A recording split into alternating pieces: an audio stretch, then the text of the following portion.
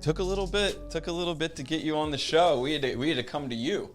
You're a busy guy. I don't know about that, but I appreciate being on the show. It's a little hectic right now. I own multiple companies, 30-year-old son who'll be this April, and then 3 other young sons. So yeah, it's been a little hectic. That's all. No, so tell us what businesses do you have in this building? This is pretty big size place you have here. So I have one SEO digital agency that's here. I own ShockIT out of here also. And we also have another location in Utah. And we have now everyone's half and half. I don't know how they actually do the teams, each company, but I know they rotate them. CJ and Scott would know their actual schedules. And then we have probably about 40 remote employees now. Oh, wow. Also. Was there like a big increase to go remote because of COVID, or was it always like a decent size remote? We never had one remote employee prior to COVID. We might have had one, actually. That'd be a lie. But no, COVID hit. Thank God we were set up as a technology company. Everybody brought their computers home. No one skipped a beat, and we just moved forward. And now I don't think you're going to get people in 5 days a week ever again in any organization, unless you're like a retail where people actually physically have to be there. I don't believe any organization that's in technology, IT, anywhere where you can work and sit at a desk, I believe employees are going to demand that they get some time from home to do it also. Do you see like a benefit in the employee, like do you see like a morale change? Like, do you see anything from, watching down from the top, like any benefits from that? Well, right, we're in a very crazy everybody decided to go remote, right? We went through a pandemic, they say. Government's giving out free money right now like there's no tomorrow, right? So I cannot work and just collect money. I mean, I have friends of mine that are making $850, $900 a week just not working. Yeah. So who does that affect? Small businesses, right? It doesn't affect, Amazon, right? They don't care. Do you find it like because of that, benefit existing in the world right now, do you find it's hard getting new recruits or like growing your employee enterprise? Any company that tells you that they're not struggling. See, what people don't realize is you got two type of business owners. You got your bullshit artists that you see on Facebook and Instagram. The guy that's just bullshitting everyone. Everything's great. Then you got the real business owner like me that's just going to tell you how it is. It's a fucking struggle every day to get new employees in here to keep growing. Because if I can give you, think about this. If you never worked in digital marketing, you just graduated college, right? You can go work at Pizza Hut for 2 months, get fired, and go collect $800 a week or $700 a week. Why would you come work here for $50,000 and learn a trade? Yeah. Right? It just doesn't make sense. It doesn't add up. Well, where I find that it's like the money that's being allocated to, those benefits, the idea is good behind it's sound behind in theory, but every time I talk to one of those individuals that's receiving some of those benefits, they're talking about, what stocks they're trading. They just discovered Bitcoin on YouTube, and I'm always like taken aback. I'm like, wait, you're not working anymore. Now you're using that money to like go out into the world and do other things, and you're also still not working. But like, how's this going to play out in the long run when like this money doesn't really seem to be going to people that like need to put food on the table if they're using it to buy Bitcoin? Well, you're 100% right with that. The majority of the people that are taking the money could go work. Not the majority, but I'd say, I don't know what percentage. But the people I know that are taking it, every one of them could go out, work. I don't know one person that's getting the money that couldn't go out and get a job. Yeah. Right? So that's number one. Number two, every business owner that I'm friends with, and that's pretty much all I hang out with. Not that I think I'm better than anyone, but your network is mostly business owners and the kids I grew up with, right? So I still hang out with the same guys I grew up with, never really changed my crowd. But now I hang out with a bunch of business owners, right? We all have the same problem. Get good help. You take a catering company, right, and they need cooks. A good cook used to make $15, $20 an hour maybe, right? Now, why would you go work for that when you go collect unemployment and make more, right? So it's going to come to an end, and the political madness on both sides is going to come to an end, and they're going to take all that money, cut it off, and then it's going to be an employer's market, and where you're going to, I just said this to my people yesterday, to my leadership team, is the rubber's going to meet the road when you have an employee that's been off for a year and a half collecting $850, and then you say to them, Yeah, but you have no real skill set. I got to train you. I'm starting you at 40, 45,000, 50,000 plus benefits. That's an intense idea to digest that I don't think anybody is. Well, no one's talking about it. Yeah. Right? And then, so now you're going to have that kid or young person saying, I'm not doing that. Well, what are you going to do? Yeah.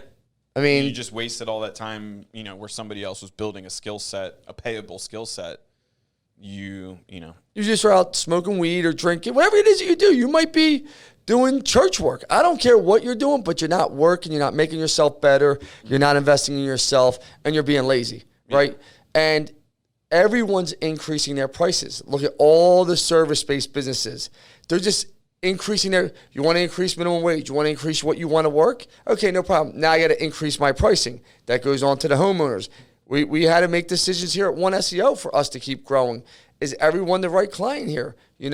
Maybe not at this point, right? Yeah. Because we're just in that transition. And that's not to be mean or nasty, because you're talking to a guy that's self-made as self-made gets. You're talking to a guy that didn't have two pennies. Talking to a guy that lived in a foster home, group home, that lived in an orphanage, that literally came from nothing. So I respect everyone, but it doesn't mean everyone can be your client in this environment and you want to grow. Yeah. No, that's powerful. So like taking us back, like it's easy to like assess and like for us to come into this beautiful building you have here now and be like, wow, like Lance is the man. But like what did it take to get here? Like how long have you been going at this? Like take us through kind of like day one and then kind of we'll roll. You know what? I'm going to shoot you straight, Andrew. Yeah. I've never looked at myself as the man. The only person, I don't even look at myself as the man with my wife, honestly, and most guys would, right? I just don't, right? My wife is, I'll punt at my coverage. She's beautiful. She's better looking. She's funnier. She's the best thing that ever happened to me. You know what I mean? Yeah. So I never looked at myself as I'm the man. I still don't. I got very, very lucky by hard work, right? And I feel blessed. So I'm like, just so, like, I don't care. The one thing I have that most people don't have, I truly don't give a shit what people think about me. Besides my few close people that I grew up with, right? And my wife and my mom. And even then, I take everything with a grain of salt. Why is this being said to me? Why is this not being said to me? Are they right? Is it true? Are they coming from an angle? And it's hard to stand by your principles. And I do. I believe what I believe. And I've now spent, what people don't understand is I didn't build all this. And this is the problem everyone has today. They want it today.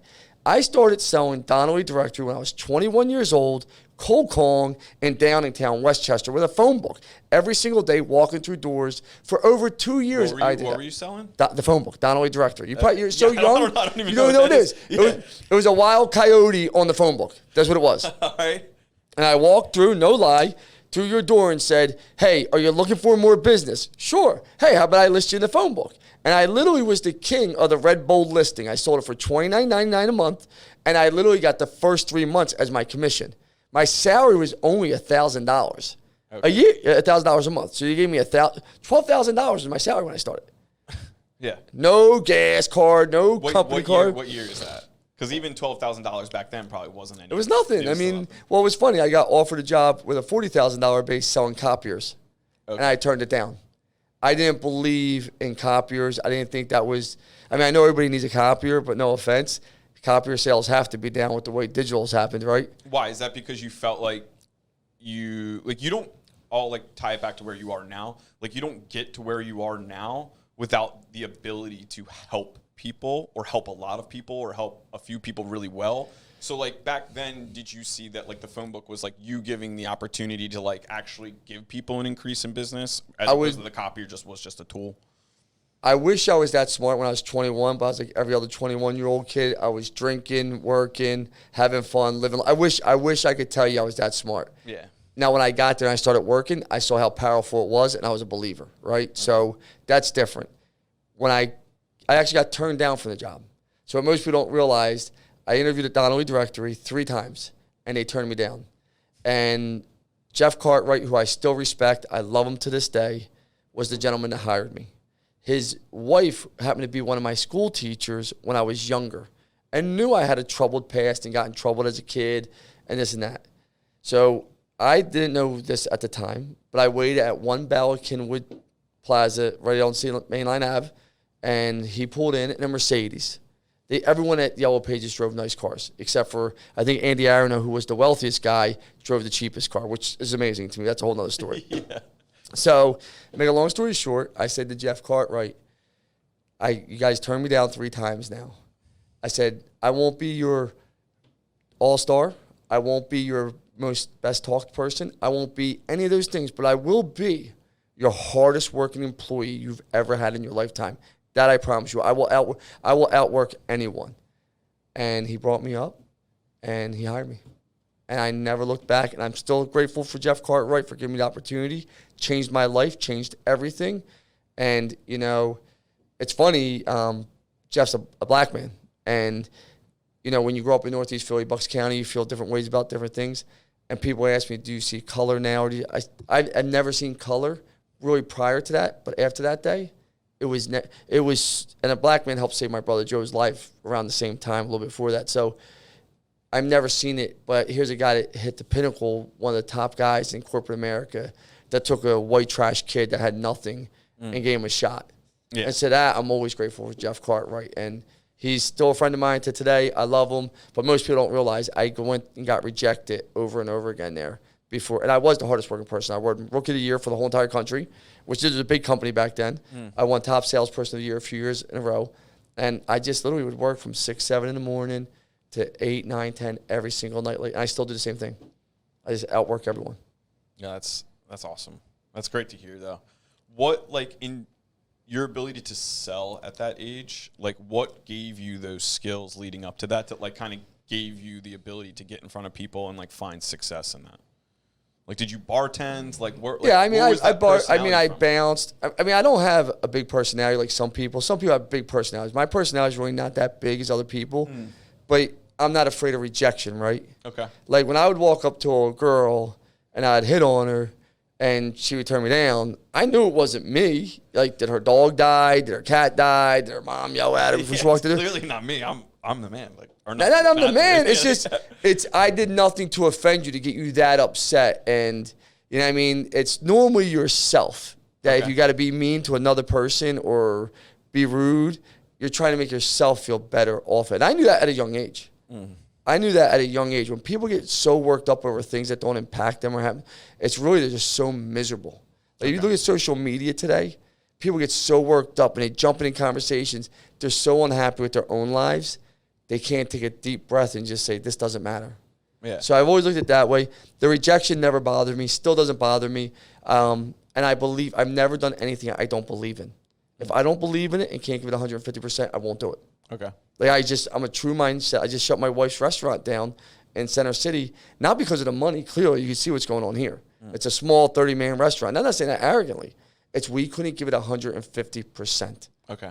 We could, and there's people on Facebook saying you should have a better plan. I don't even get into it. Thank you guys very much. I wish you the best. We had a great plan. We had to make a decision when you're in multiple other companies. Yeah. You got to say, what is your time worth? What are you going to do with it? And if I can't make it as great as I want it to be every day, I'm not going to be a part of it. Well, that's I kind of, like, from a distance watched you guys put that place together. Was Elm's Place, right? Elm's Place, my wife's. Yep. Yeah. Tough time to open a restaurant.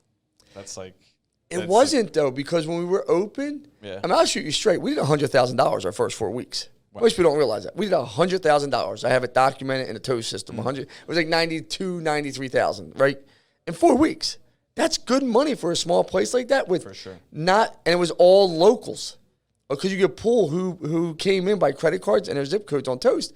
It was all local people. The community down there is great. It wasn't a tough time. What it was the city, when they shut us back down again, I had to make a decision. I bought a company down south that has 50 employees, going to do a lot of millions this year also. I just bought another company. I'm in the process of looking at another company right now. I have 3 young kids under 7. I only have so much time in a day. And I'm a very prideful guy. When my wife said, Lance, you're stressed out over someone giving someone a ketchup package with their French fries, and that's how of a perfectionist I am. Yeah. That's how detail-oriented I am. Like, I almost lost my shit because I asked the person twice to give ketchup out with French fries, and they didn't do it.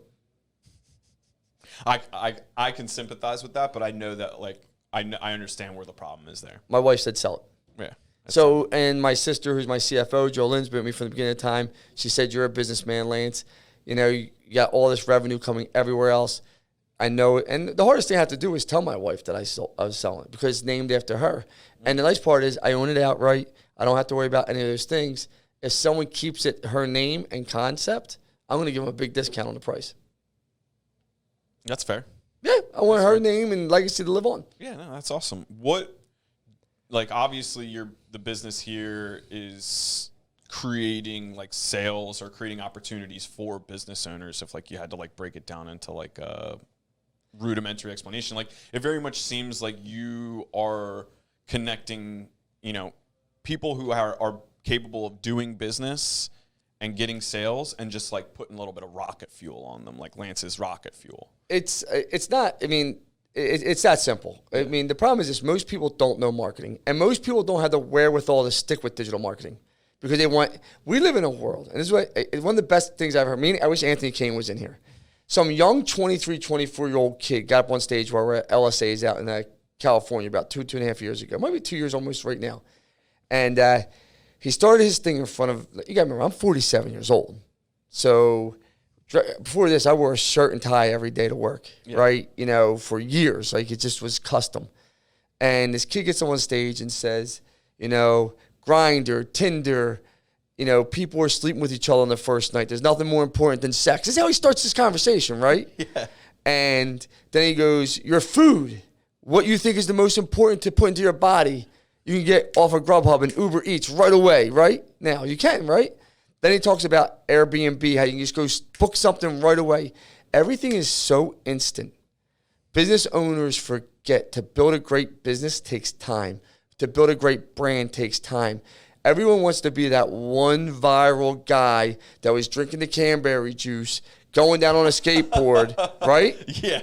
But that's only been one person you can mention like that in 2-3 years. Yeah. Do you understand what I'm saying? So now you're fighting and trying to compete with that, but that's not reality.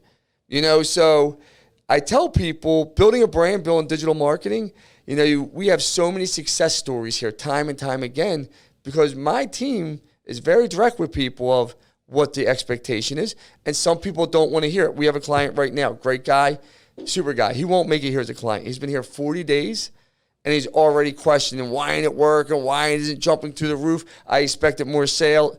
Dude, your PPC just literally went live a week and a half ago. Your social media went live 3 weeks ago, and he's already had leads. Yeah. But it's just not enough. So, like, people don't understand. You call it rocket fuel. I call it a steam ball. Once it gets going, it just gets more and more and more and more. The problem is some people want everything because we live in such an instant world. They want it immediately, and it's just they'll never be happy. You can't make them happy. So if you have a client that's like a ideal client, that individual's kind of looking for you and the enterprise here to kind of take the burden off of them to create a sales system. Not a sales system, a marketing system. We generate leads or we generate e-commerce sales. And then it's up to the client to like run their service after that. Correct. But we'll help you. Like you become friends with people. When I meet a man that cares or a woman that cares about their business as much as I do, it's normally a connection. Make sense? Yeah. And I'm going to do everything, even if it's outside the scope of work. If I got to help you find a good CRM that makes sense for you, I'm not going to charge you. If I got to help you get a good business advisor or a network group, I'm not going to charge you. Like I want you to win so bad because that's all I care about is winning. Because I truly believe if you win, you're going to make money. I said to everyone, people say, oh man, Lance, do you worry about money? I give more of my money away than I keep, and that's the truth. I mean, that's probably like, looking at all this, like you don't need to build a business this big to be successful in like the financial sense. No, you don't. No. Like when you get something this big, like do you find that you get more and more of like your like intrinsic, like your energy from like your employees and like your team and like growing them, or is it like still growing the clients? Like where is like the energy from now? I'm the happiest when I'm in the product. Like I'll show you my conference room. You'll see for the last 4 weeks, all I've done is made our product better. You'll see the equations. You'll see the system. You'll see the logic. That's me leading it. Yeah. That's my funnest time. And my second funnest time is when I'm sitting with a client And whether it's good or bad, I don't care. So, not everything's great. Like I tell people that, like, what world do you live in? Your marriage isn't going to be great every day. If you think you're going to have porn star sex every day, you might want to wake up and get into the real world, because that ain't going to happen, right? I mean, it's just not going to happen. Go get an OnlyFans account. Yeah, seriously. Like, it's just that simple. So in digital marketing and business, you're going to have good and bad, and our good outweighs the bad 9-to-1. Make sense? Yeah. My biggest achievements is when a client's upset, doesn't think things are working, and we figure it out, we get it going, and they're happy, and they thank me. You know, it's easy to take a client and make them successful with digital marketing. It's actually the process works, the systems work. It's the hiccups that you really feel like, and my team feels like, we won this one. We won this one. Yeah. So, like, I watch and follow your, especially leading up to, like, me sitting down with you, I very much was like, this guy's got the juice, is what we call it. Like, you've got an energy, like, around you. You're trying to, like, move things forward in a positive sense. There's so many, I've met so many people through, like, the social media world at, like, building conventions or, like, different things where you're like, wow, like, you aren't at all what we expected or what you present online. And then, like, so I started watching your Instagram and everything. I saw how many people you were actually helping. And it wasn't, like, your stories. It was, like, the showcase of, like, the people that were, like, on the journey with you, that I was like, wow, this guy has to be doing something, you know, worth checking into if, like, so many people are being helped by just, like, what's around him or what you're creating. And then you showed me that video when we came in here about that, you know, that nice lady that you would just, like, stumbled across. Like, she just walked up to the bank. You just walked up to you and was just like, hey, you helped me. Like, what's that like to experience that? Like, when people are like, hey, like, you know, you're coming in here doing what you want to do and you're passionate about, but, like, when somebody's life changes because of something you're doing, like, what's that like? I mean, so I don't do it. So the woman that just walked up to me at the bank, you saw, she said she bought 2 properties since she watched my video and I helped her business, right? That's not why I do it so someone walks up to me. I know what I do makes an impact, and I sleep good at that at night. Like, I know what I do and what my team here does works. I know we produce so much good work. I know we help people's businesses grow. I sleep good at night for that reason alone. When people walk up to me, it makes me feel good because I'm glad to hear their story. That woman bought 2 houses literally in a year. Yeah. That's success. From a video that she watched of me talking on how to get the PPP money and how to go through the process. And her bank wouldn't help her, like she said. Right? So I don't do it for that. When I started this company, I thought I'd have no more than 10 employees. I'd pick the right clients, help them build their company. Just kept growing. Now I'm so entrenched to it. It's all I know. I love it. I'm not miserable. Listen, I like IT. I do. But I don't love IT. I love digital marketing. Yeah. And I love Shock. I love my company. I love my partner. I feel like I got the brightest guy in the world. I would not have made Scott my partner if I didn't think he was smarter than every other person I met in IT. There's no one smarter. He only had 3 employees when he met me 3 years ago. We're up to 70 employees on that side of the company now. Yeah. Think about that. And he's been around for 15 years prior. I said, my exact conversation when we joined, I said, Scott, first of all, he's a good man. He's a family man. I won't do business with anyone that's not a good man and a family man. I wasn't a family man prior to having children. I was probably like you. You're a good-looking guy, single, wild, having fun.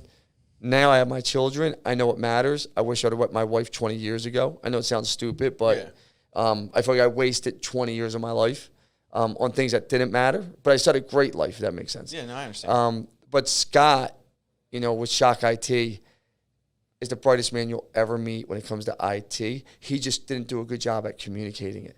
And now we told that story, and it skyrocketed. The other company I just bought, we doubled in the last 6 months since I bought them. And they were doing millions prior to me a month. And now by taking, like, what was already a good product and then, like, presenting it in a way that people could digest? I say this to people all the time. I said this to a doctor. I'm going to give you an example, right? So a doctor called me around Christmas time. And he was a pompous asshole because he thought he had the doctor tag, right? And this is the problem. When you reach a certain, I'm not being arrogant, reach a certain amount of success, because success is relative, right? Yeah. There's private jet set money some people want. I don't want that. I'm good, man. Like, I'm good. I'm a happy guy. Yeah, you've got your dope van. You've got you're I'm good. I'm good. You know, I want to be with my family. I want to enjoy my life. I want to enjoy my kids. But make a long story short, doctor calls me, starts being kind of rude about who he is and arrogant. But he kept saying, I'm a doctor. I'm a doctor. I said, doctor, doctors are now retailers. He said, excuse me? I said, you're no more than a Foot Locker, a retail location. Dentists have figured this out 5 years ago. Yeah. These doctors, these doctors have not figured it out yet, right? Dentists, the good dentists, the ones that are making money, figured this out 5-7 years ago. Yeah. They need asses in the seat. Every time someone's not in the seat, it's a money loss, right? So I just said nice. I said, doctor, you do realize a PlayStation 5 is more in demand than you right now. It's hard to find a PlayStation 5 than it is to find a doctor. I can go down Kensington and find a doctor on every corner. That's true. Yeah. And that's what people don't realize. You got the best product in the world, but if no one knows about you and where to find you and you don't separate yourself from everyone else, it doesn't matter. There's 100 people that can install your HVAC system. You got to separate yourself. There's 100. It all might not be the same. It might not be, they might not take care of you the same. They might not give you the best insurance. They might not show up on time. Something goes wrong. They're all differentiators that you have to sell and explain to people. But if they can't find you, how do you do that? Yeah, that's everything for a business. Especially, I feel like we're in kind of like a weird, you know, demographic in terms of age and generationally right now, where you have like your baby boomers and then the generations getting younger and younger have more and more experience with phones, and then some of these people don't even know life without phones or iPhones. Like, I can remember before phones, and I feel very privileged that like I was on the edge of that transition. What do you think, like in terms, like you have probably business owners that are 20 years old through up, like what do you think like the obstacles are? Like, do you think people are starting to see social media as the tool it's supposed to be and they're just not using it right? Or do you still see people like just completely being like, we don't want to do social media? Well, social media. Or digital marketing, I guess. So this is social media is like just the platforms. The digital marketing is like the driving. So I don't think people are educated enough. Makes sense? Yeah. And it's sad. Because business owners think their niece posts on Facebook 3 times a week is actually making an impact on their business. You're just wasting your time. Like, we don't really post. We'll post organically here because I have the resources, but I don't expect anything from an organic post. Yeah. It's more of a happy birthday to my team. We use it for recruiting employees. They can see the culture. We're here. But they attract new customers. Who's going to go stumble across a one SEO page and why? Nobody. There you go. Yeah. So you know the answer. But if I can tell someone's story, have a customer video testimonial, and then go shoot it to lawyers, that lawyer saying the impact, a lawyer might contact us. They don't know how to do it, and they think they do, and they just hit the boost. They don't understand that's the wrong thing to do, but that's a whole nother conversation. Yeah. Digital marketing, I think you have 2 types of business owners. Ones that have been around for years without doing it. They don't understand it, so they're afraid to jump in. You have ones that have been around doing it. We have clients that have been here for 12 years since we started. I mean, most agencies can never say that, ever. We have clients that have been with us for years. The turnover is like high in your industry. The turnover is insane because nothing's good enough a lot of times for people. So we do a very good job of explaining. You know, I tell people this all the time. There's the door. I promise you'll come back inside of a year or 2. And 50%, we have the sheet. I'll show it to you. 50% of the clients that leave us come back. Is that because, like, you do a good job setting expectations in the beginning? Is it just because, like, you just really can't, like, wrangle in that expectation at all in the beginning? It's the expectation. You got so many people out there selling dog shit, saying, I could do this, just yes, I can do better, I can do better, I can do it cheaper, I can do it cheaper. I'm going to give you an example. Lynn from Well Manager won't mind me telling this story, right? So Lynn from Well Manager came to us probably 2.5 years ago, 3 years ago with us. She gave us, we built our site, we started getting everything going. About 7 months into it, this is a brand new organization, brand new thing, growing. One of the hardest things to do is get something off the ground. Wasn't a big budget at all. She they fired us. They went to another organization. She went and gave them, I think her budget with us, full transparency, might have been like $4,000 a month. She went to the next organization, gave them $25,000 a month. Right here in Philadelphia. I'm not going to put the on blast, but Lynn Well Manager will tell you this. Her sales went backwards from leaving us. Everything went backwards. She wound up with them for 7 months, giving them $25,000 a month. Finally, the financial backer, this guy, Dan, I think his name was, super nice guy, literally called us back and said, and I just looked at everything. I said, how do you give them that much money? You put this limit. We asked you for more money to make things even better. You kept telling us. Then you go and you went 7-8 times more. Is that because they went from like yours might be a medium shop, and they went and thought they were going to like a bigger company? We're the largest company in Philadelphia. There might be one other. I thought so, but I don't really know the other people besides you. We're in the top 2-3% of agencies in the country size wise. The average agency has 1 to 10 employees. And what other there's like 160 over 9. There's like a couple firms. Is Philadelphia like not really a hub for these kinds of agencies? Because on the internet, it seems like everybody's fucking doing this. It is, but look at the size of their agencies. They're 1 to 10 people, 10 to 20. I mean, a study I'll send it to you just came out, a big one. We're in the top 2-3%. I mean, not a lot of people. We're in the top 1% of Google Premier agencies. Okay. Our hardest thing is getting talent, keeping the talent, making them better and better, and making them the best experts they can be. Most people haven't been doing this so long and aren't as intense as me to keep it moving forward. Okay. They get happy. Like you said, 8-10 people agency, you're going to make a decent living. You're going to make a good living. More than going working for somebody else, I can tell you that. Yeah. What happened along the way that you went from being like, Lance, I'm cool with 10 employees and, making probably a great sum of money, to being like, Lance, I have a warehouse with a ton of employees? I looked at my sister one day, and she's my CFO, and she was making good money. I was making good money. And then I looked at my employees, and Laura Novick, that's been with me for 11 years, who I love, a Ben Bechtel, who's been with me for 10 years. And I just started saying they deserve more. They deserve growth. They deserve the opportunity. And so you wanted to continue bringing your family up to your, like, to my the next friends, the plateau. people that are with me, and say, you have an opportunity to grow. And that's why. Yeah. No other reason. I've taken the same money out of this company for the last 6, 7 years. Actually, last year I didn't take money out because of the pandemic, where I had to lay people off. Yeah, so in order for you to continue elevating the people in your family and in your organization, you had to elevate yourself continuously. Yeah, but I love what I do. I never drove here and thought, man, shit, I'm going to work today. I thought, I love what I do. Yeah. I'm a fortunate guy. What can I get into today? Yeah. Like that's my belief. What can I get into today? You can definitely see that, like, watching you. Just like when we're setting up all the cameras and everything, like, just watching you move around and interact with everything. I'm like, this guy doesn't sit still. No, I don't sit still. And what can I get into? Like, that's just my thing. And I can't say I have the same energy in my other companies. What I bring to them, I'm not saying this arrogantly, is leadership. I'm battle tested. This isn't my first company I built. I've now built multiple companies to multi-million-dollar year companies. I built YellowPages.com to 190-some million before I left. I mean, like, here we'll do north of 15 million just our fees this year. Another 50 million in pass-through revenue. Yeah. I mean, you think about that. No other agencies are doing that around here. Like, ShockIT will do north of 10 million this year.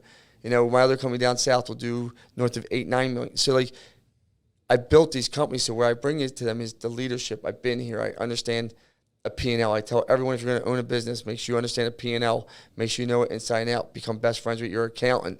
So, I mean, it's the business side that I've been battle tested. And the part I don't like about the business is the interaction with the employees on some things, on, raises. I feel like I deserve more. And I just feel like people don't want to pay their dues. And I look at it this way and say, you want everything instantly, all you're going to, like, I look at the employees that left here. Most of them have not find a permanent home. Mm-hmm. Every year I see on LinkedIn they're finding another job. So is it my company or is it them? Well, it's obviously not your company, because in order for you, like, our construction company, we have 12 employees and we need 20. And it's like kind of my job to get, those other 8, 9, 10 people that we're going to need for the next year or two. And I've been dealt so many lessons this year in terms of, like, retention. Mm-hmm. So it's been humbling in the sense that, like, when I come in here and I see this enterprise and, like, you've been doing it for 12 years, you have multiple people that have been on the journey with you for longer than 8, 9, 10 years. You have 11. That's obviously, like, a testament to you and how you're leading, if you're able to, like, keep, because for every one person you have still here over that course of time, you lost so many people. Oh my God. So, yeah. like, you do lose people. You don't keep everybody you No, meet, we lose people. But you do keep people. We keep people. Any agency that tells you don't lose people is an agency. They're full of shit. That's any business. They're full of shit. And this is what I say to people. The reason why when you do B2B business is different.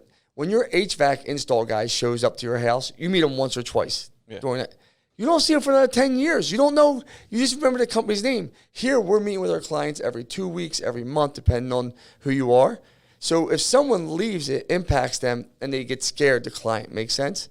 So you try and do the best you can, but right now, like you said, everyone with a laptop thinks they're a digital marketer.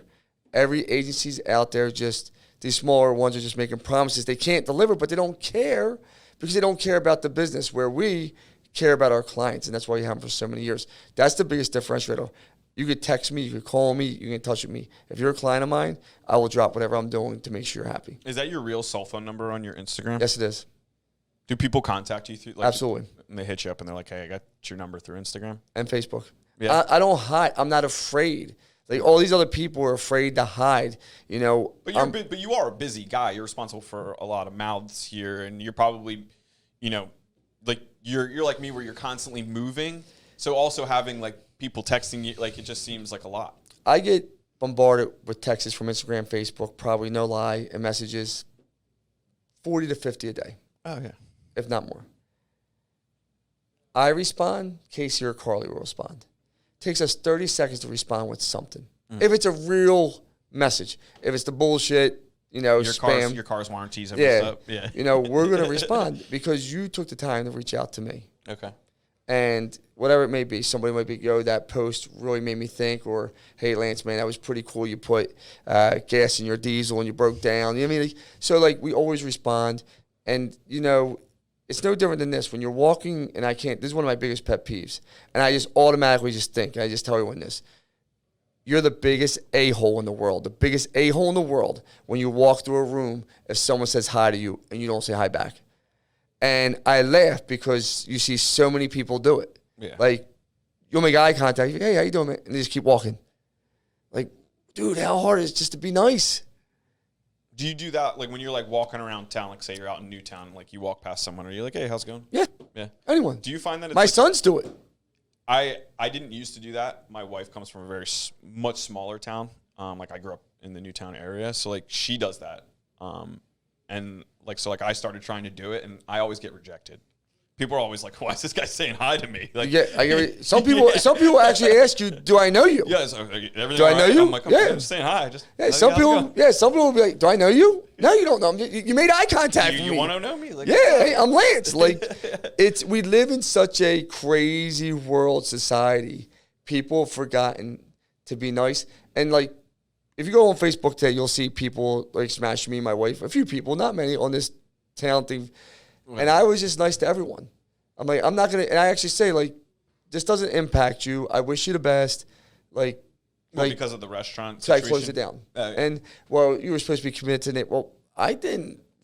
It's not my fault that the city made it impossible. I got 100 other things going on, and you got to make a business decision of, it's not like I'm leaving you hanging and I'm just making a dive bar again. Yeah, I'm not going to do that. I'm shutting this down to hurt you specifically. No, we have such an odd notion. What man wants to go build something for his wife, have his name on it, the woman that he adores more than anyone else, put her on billboards, and then say, babe, we're going to shut this down?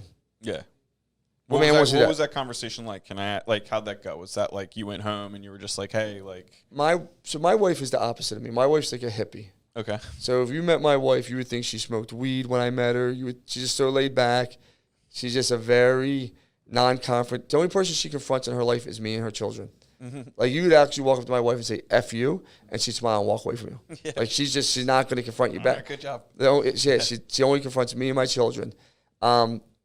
She's the one that told me to sell it. My wife loves me. My wife knows my most important thing to me is my children. People think money matters. Money only matters to a certain point. When you have no money, you got to think about this. When you take someone that his salary was $12,000 a year, when I made my first $100,000, I was the richest kid in my network. Yeah. When I made my first $200,000, I was the richest kid in my network. When I made my first $300,000, I was the richest kid in my network. When I made my first $500,000, I was the richest kid in my network. Right. When I made my first $1 million, I was the richest kid in my network. Because I came from such nothing. Yeah. So, like, you didn't have anything to measure it against. Yeah. So my wife knows that. My wife knows money's not my driver. It's the winning, the success. And she knew we couldn't commit to it. And she knows I love my boys too much. I didn't have a father. And every moment I'm with my children, I cherish it. I know it sounds corny, but it's all I want to be is with my children if I'm not working. I understand. Like, people ask me, why I don't go on boys' trips no more? And I feel like saying, because I don't want to fucking go because I don't have my kids. I don't want to regret not seeing my children. I work so much. I don't want to, not that I don't like you guys.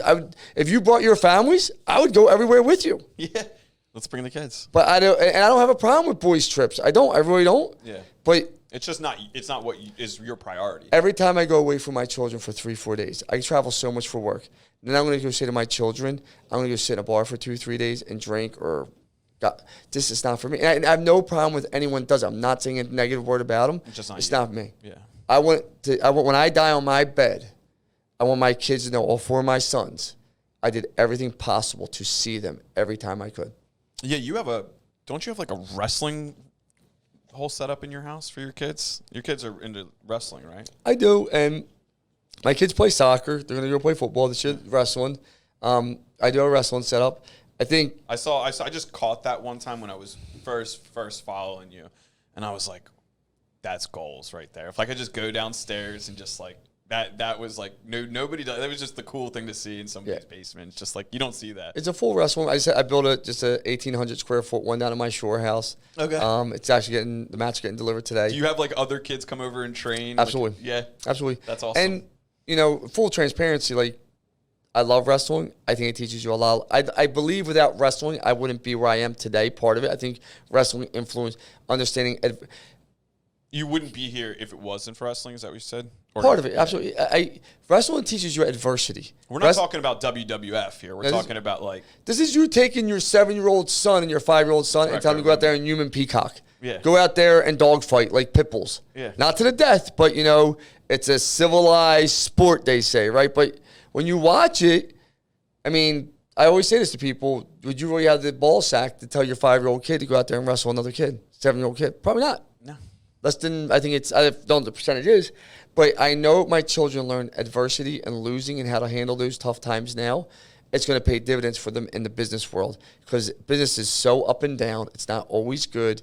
Adversity is always in your life. And the problem, I truly believe, why all these younger children, younger men and women, they don't know how to deal with adversity. Their parents never let them deal with it. And there's nothing worse than watching my sons cry. So that's why you specifically picked wrestling. I wrestled and I sucked at it, but it helped change my life. Yeah, you don't have to be good at everything you do. No, listen, there's a lot better wrestlers around me, and I think it helps. I talk to my kids about what kind of business they're going to own when they're older. I talked about my kids. I don't ever talk to my kids about the NCAA finals or NCAA wrestling or going to the Olympics. Because honestly, I hope that's not in the cards for my children. If they want that, it's different. It's a different path, though. Different, but I don't want that path for my children. That's an aggressive path. I want my children to wrestle, hopefully wrestle in high school, have fun, hang out with a few girls, enjoy life, go to college, start working on their business plan for what the rest of their life is, or go to trade school, HVAC, plumbing, roofing, electrical, and work on their plan to own a business and open that. It's like kind of weird that like we transitioned into this so easily. You love winning, like winning fundamentally. I have a tattooed on my arm. Winner. Yeah. I got loser over here. That's all. Is it winning or not losing? I don't want to lose at anything I care about. There's a difference. If you challenge me to a game of basketball, I don't give a shit. Yeah. No offense. I'll go out there, I'll play. My buddy Matt Ratchap came in here. I think he was trying to play me for my Rolex. He'd beat me by 20 points, you know what I mean? You know what I mean? Ezra, a girl that was in here. You still got the watch on this, so who won? He beat me, but that's not even, it would crush me, but that's not the point, is I wouldn't care. It's all for sport. Yeah. We played a game last night at the end of wrestling practice. It's called toe taps, feet taps. You got touch. And kids get so worked up at the end of it because they lose. I said, guys, this is for fun. Everything can't be so competitive. You meet people that say, I'm competitive about everything. That's bullshit. Yeah. You're only competitive about what you care about. That's all I care about. Boom. I'm only competitive about what I care about. If I don't care about it, I'm not competitive because I won't do it. I care less. Yeah, see, I couldn't say it any better than that, because I think that sometimes people get, when somebody first asked me that question, like, are you more concerned with winning, or are you scared of losing so much that like you just don't give up? And I was like, wow, nobody's really ever challenged that part of like what gets me up every day. And then I thought about it for a minute and I was like, I really don't care so much about losing, because every time I lose, after I get over it, things move so fast. It's like that you learn more from losing, that like I hate losing, and I focus on like, you know, getting the win, but like when I do lose, it's not necessarily always a bad thing. I tell people this: you learn more from your failures than you do your victories. And anyone that doesn't believe that's a fool. Yeah. Because nobody looks back and says, how do I make the win better? Very seldomly. How do I win a little bit more? Win harder. Yeah. The failures is what makes you say, what I do wrong? Was it systems? Was it processes? Was it leadership? Was it product? Was it the way we took it to market? Whatever it may be you're talking about, right? You failed. But am I afraid to fail? No. And this is why I tell people, why would I be afraid to fail? Like, who gives a shit? I don't give a... Fail to who? Why do I give a shit what you think? You've never ponied up and did one successful thing in your life. You work for someone for 40 hours a week. You get your salary, and that's fine. But you never nut-sacked up, and you want to comment on my Facebook post? Yeah. Feel free, champ. Yeah. Pull up a chair. Like, so it's easy from the sidelines to comment, but get into the trenches, do it, try it. And that's why what makes business owners such a unique brother and sisterhood, because they've all been there. You asked about employees. Everyone's facing that struggle right now. Everyone's facing inflation right now. Real business owners are having those real conversations. These candy asses you see on social media right now, I'm your consultant, I'm your guy. Well, if you never made it and you never did it, how are you going to help me?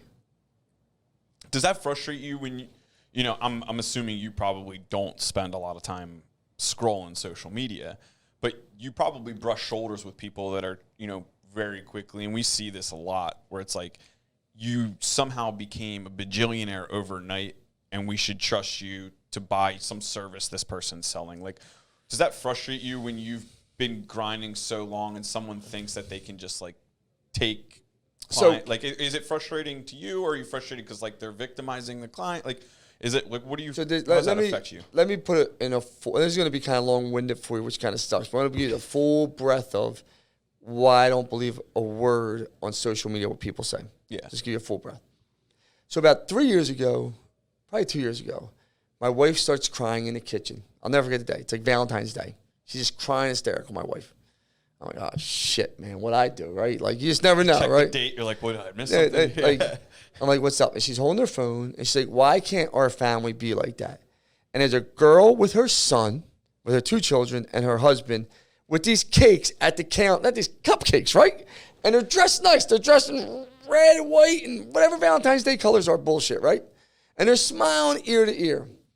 Now, I never tell my wife about anything I know about people, because I'm just my wife has, like, I mean, she's crying. And my wife she's not that kind of person. Yeah. She's like, I just can't get the house clean. She starts dumping on herself. My wife does everything for my family. I run my businesses. My wife does everything. Like, when I say everything, so I'll never disrespect, because she has the hardest job ever. I said, babe, I'm going to tell you something about that picture. I know her, and I know her well. She's been sleeping with X for the last 5 years. That's her side piece. How happy is she? Oh, and her husband has been hooking up with this girl for the last 7 months. And my wife looked at him and said, no way, I just showed her right on a group text. Yeah, like, here it is. Here it is.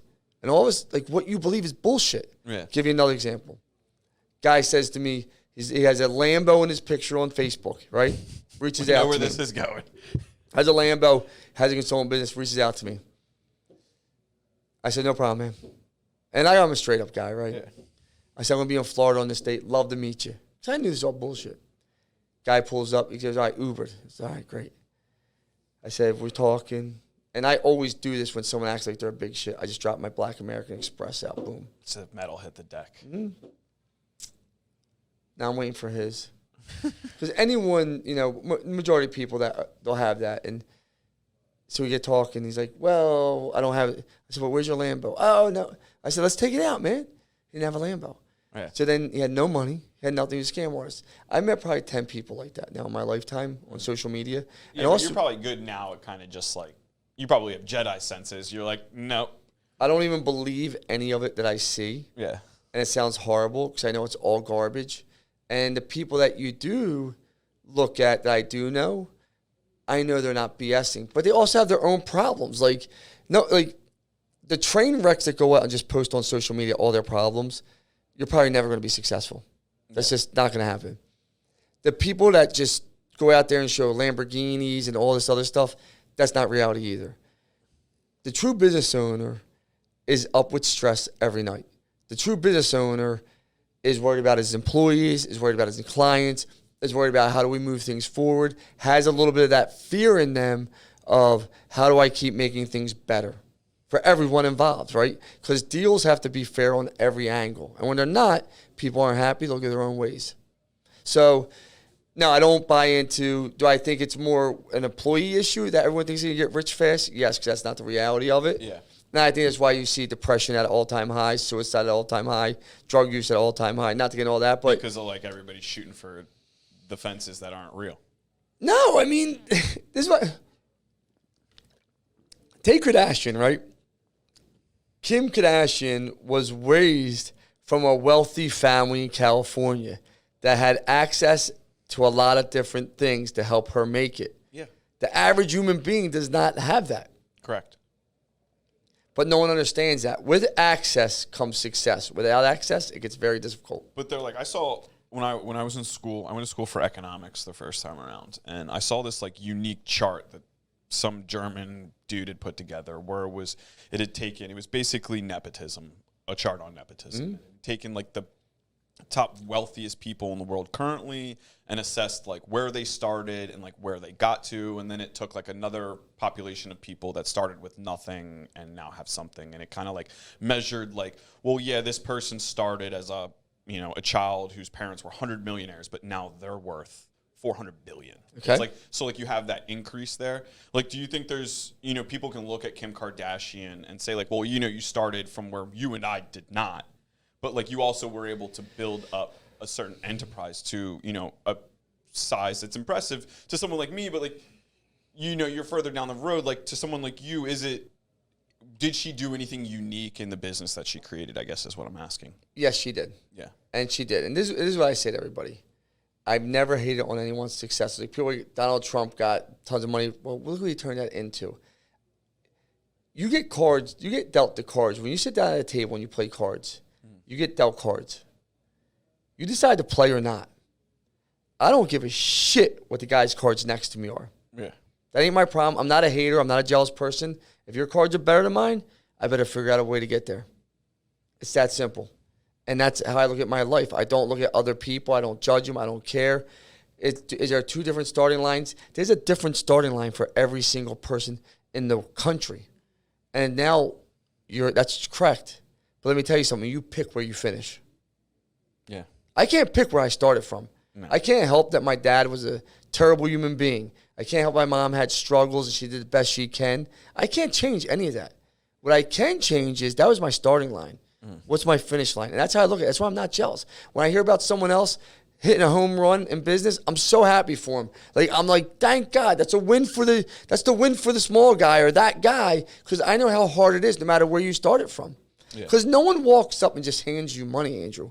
No one just says, man, Andrew, you're a great guy. Here's $1,000 cash. Here's $100. But people believe that and think that. Yeah. So I look at it very different than most. I tell my children this every day, and I believe this with all my heart, and it's my next tattoo I'm getting. You compete with yourself and no one else. When you start competing with other people, it's where bad things happen. I tell my sons that all the time. That's powerful. I tell my sons that all the time. Like, in the wrestling community, these sick bastards, which I love, these sick people, they're always competing about who's better and who's doing better. And I laugh because when I hear these conversations, I'm like, the only person I'm competing with is my children. That's it. My children, I'm trying to make them the best they can be. I'm not competing with your son. I'm sorry. Whether your son beats my son or I beat your son, the next day we're doing the same thing. We're going back to work to make ourselves better. I don't even get into it. It's the mindset I have in business. People ask me, oh, well, how do you compare with this company? I don't care. I compete with myself. You talk about starting playing fields. I asked someone today, we just happen to have it about 401ks. The average American medium 401k is about 45, 46,000 in their 40s. Think about how low that is. Now the average 401k is 100 and some thousand because of all the money with wealth. We just went through this study today for another reason, and this goes back to competing with yourself. You can't compete with other people on everything because that's where jealousy kicks in. Yeah. And if you're jealous, you'll never be successful. It's impossible to be successful jealous, in my opinion. Yeah, I don't think I can disagree with that. And like, just thinking about it real quick. When you're like, your kids, have them like in the wrestling thing, like what your day to day, you're obviously very busy here. Like what kind of time do you spend at home during like your day to day? I'm home if I'm not traveling. Yeah. By 6 o'clock every night, the latest. I get up at 4:30. This morning I was up at 3:30. Sometimes I get up at 2:30 in the morning. I'll get up at 5:30. Work out. Get up, work out. I'll just start work. I get up, I work. Okay. I get up, I start answering emails, responding, getting back to people. I look at a lot of data, information. You got like a home office set up. I do. Go into you just a little battle center. I do, but believe it or not, I sit at my kitchen table. I'm a loser. I said the same. I don't like change, so I sit at my kitchen table the majority of the time. I eat my grapefruit. I work for about an hour and a half. Then I'll go work out for 30 minutes to an hour, and then I literally get up and I wait for my children to get out of bed. Hopefully by 7, I get to see them, and then I'll literally leave for work. But I'm home. I shut down now I go back to work normally after practice every night. Yeah. I'll start answering emails, phone calls, but from about 6 to 8 every night, I'm with my children. I don't do anything else. Well, yeah, phone's off. Phone's not off. It's in my pocket, and if something's important, I'll pick up. But outside of that, I really try not to. I try to be with my kids. On the weekends, I'm with my children every weekend. Yeah, so like, but your kids too probably know how hard you're working when you're not there, or like, are they at that age where it's still really not really cognizant? My son's 7. He wants to. My son's 7. He's running around the house as Chewbacca the other day. I mean, he doesn't know. My other son's 5. He's running around as a cop. They can't. They're not cognitive enough to even understand what's going on. They want their Pezzes. They want their M&Ms. Their lollipops. Like, it's. We talk about business so they understand, and I keep reinforcing.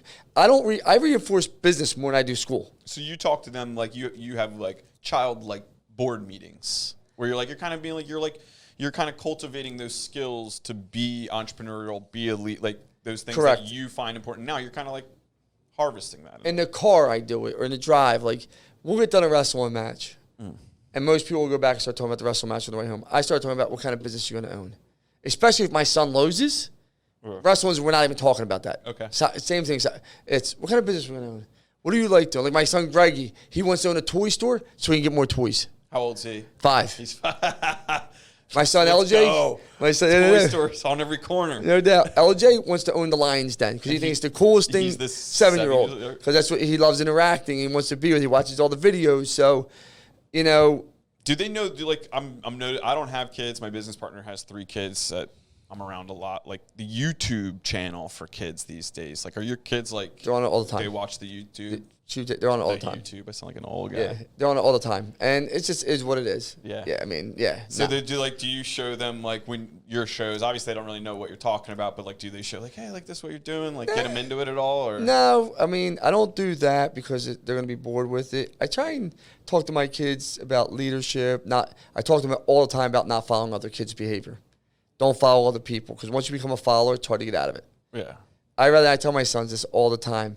I'd rather sit in a room, know I did the right thing by myself, and be in that room by myself and see 1,000 people in the other room and not be part of their crowd. I said, do not follow other people. People want, for whatever reason, these younger kids to be accepted, and everybody wants to be accepted. I get that. I heard something cool the other day. I actually read it in a book, and like kind of on leadership and parenting. It was a general point that was like when you are coaching people to be proud. It's like you don't want to go up to a child especially and be like, "Hey, I'm proud of you." Like you kind of want to cultivate, be like, are you proud of yourself? Like you should be proud of yourself. Like do you spend a lot of time with that in your kids, like making them not followers, like move their own, rock? Like do you have to like? We talk about following people, leadership, business, a lot. I don't put much stock into school. I don't. I think school. I think the whole system's terrible. Yeah. They don't talk about entrepreneurship there. They don't talk about business. They don't teach kids how to read a P&L.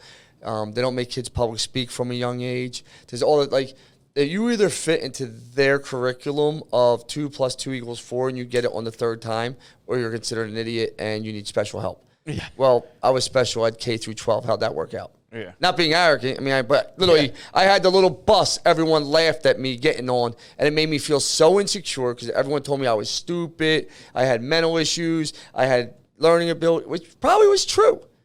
But no, really what I was a person that wanted to do the things he wanted to do, because as soon as I got out of school, I excelled in everything I did. Yeah.